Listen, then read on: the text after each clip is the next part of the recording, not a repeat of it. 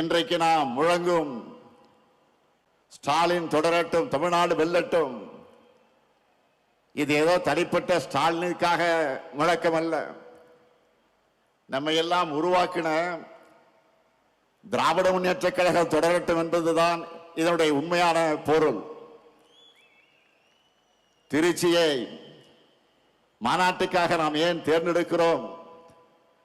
இது தமிழ்நாட்டுடைய மைய பகுதி மட்டுமல்ல, இதுதான் கழகத்தின் மாநாட்டு பகுதி. இன்றைக்கு நாம் நடத்திட்டு இருக்கிறது 12வது மாநில மாநாடு. இந்த 12 மாநில மாநாடுகள்ல 7 மாநாடுகள் திருச்சியிலே தான் நடந்திருக்கிறது.